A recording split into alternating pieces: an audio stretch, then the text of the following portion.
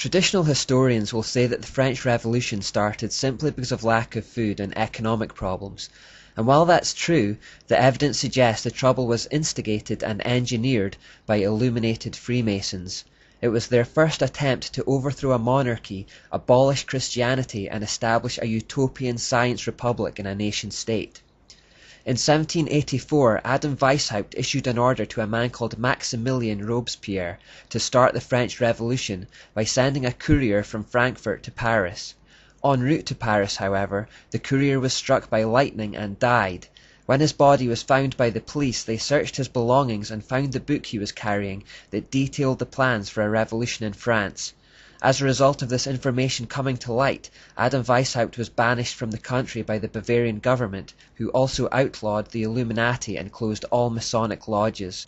They also issued a warning to all the governments of Europe, telling them to be on guard against this plot. These warnings were unfortunately ignored, and France paid the price. The Illuminati had good motivation for choosing France for their first revolution from monarchy to science republic. It was, after all, the French king who had been so influential in shutting down the Jesuits. And even if it were not for him, France was the very embodiment of all that the Enlightenment thinkers had come to hate. They had an absolute monarchy for one, meaning the king had complete and unchallenged authority. Secondly, that monarchy was deeply intertwined with the Catholic Church, who had feudal privileges. The Catholic Church was also the largest landowner in the country and was levying a tax on crops, which they referred to as a tithe. This tax was a terrible financial burden for the poorest people in France, who battled daily with malnutrition. In Essays on the French Revolution, Lord Acton writes, "The appalling thing in the French Revolution is not the tumult, but the design. Through all the fire and smoke we perceive the evidence of calculating organization. The managers remain studiously concealed and masked, but there is no doubt about their presence from the first." Albert Pike confirms in Morals and Dogma that it was Freemasons that aided in bringing about the French Revolution. The Masonic Lunar Society, which was the precursor to the British Royal Society, was intimately connected to the revolutionary movement in France. Freemason and Lunar Society member Benjamin Franklin acted as the shuttle diplomat between the French and English utopian idealists.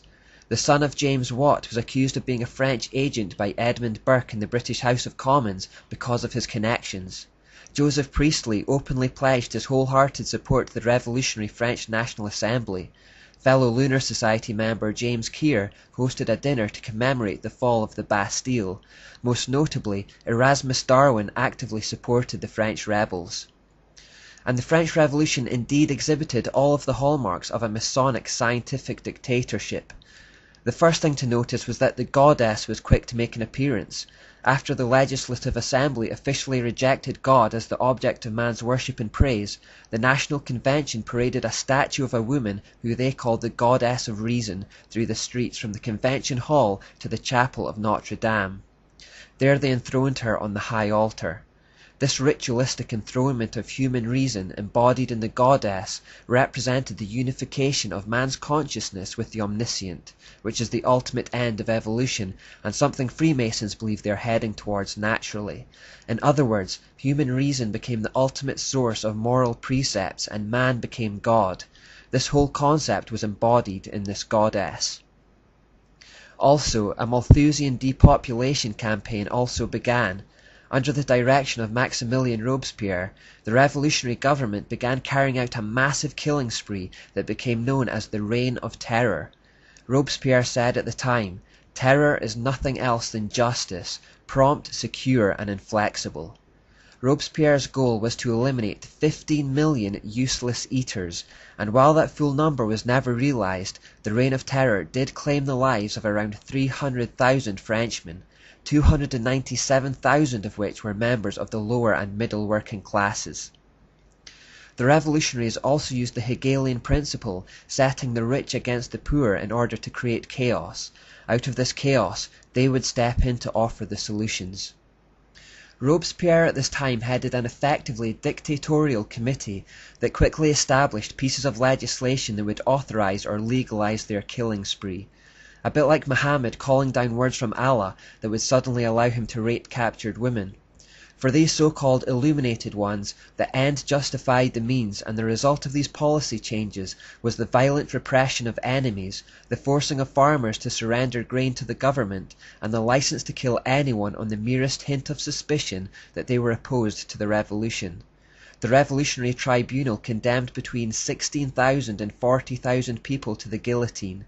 Many more were simply beaten to death by street mobs. Having enthroned the goddess at Notre Dame as the figurehead of their movement, and now being in a position of power, they displayed Plan B tactics and became violent and intimidating towards their enemies.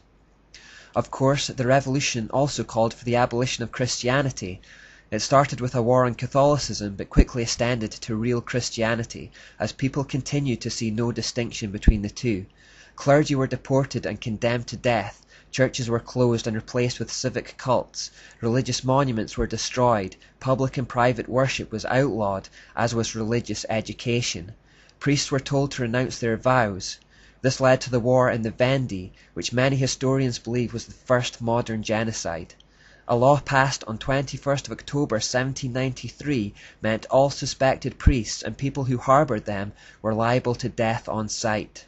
The Babylonian goddess idol presided over all of this from her throne at Notre Dame.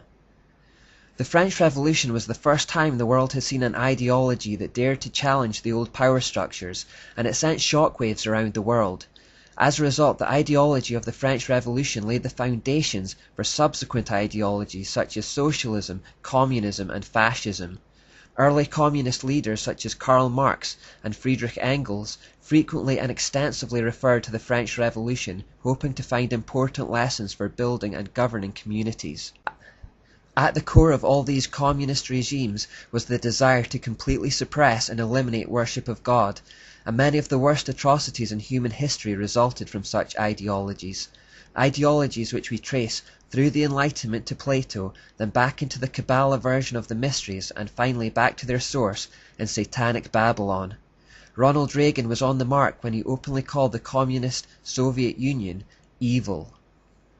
The French Revolution, however, was very limited in its success, as it eventually descended into a bloodbath, and many of the conspirators were slaughtered by the very mobs they had created. You could say that the attempt to establish France as the prototype of the New World Order was largely aborted. Yet, the symbol of this aborted scientific dictatorship, the goddess, remained. Long after she was enthroned in the Cathedral of Notre Dame, she was transplanted to the shores of America, and the plan was continued there. Philip Collins writes, "Today, statues of this illuminist goddess of reason are found throughout the USA. One stands astride the U.S. Capitol building in Washington, D.C. Another is atop the dome of the Capitol building in Austin, Texas. Her statue has been erected in town squares and city parks. But the most fantastic idol of the goddess of reason, the most majestic statue of the pagan lady who bears the torch of light, who illuminates, uplifts, and frees mankind, is found in New York's harbor. Towering above the shimmering but polluted waters, she holds in her outreached arm and hand a torch of fire and light. A gift of the Masonic Order, the modern inheritors of the Illuminati heritage, the Statue of Liberty was sculptured by Frédéric Bartholdi, a member of the Masonic Lodge of Alsace-Lorraine in Paris, France. The statue is an esoteric idol of great significance to the secret societies plotting the New World Order. The plans for changing the world didn't end with the French Revolution. They merely changed venues.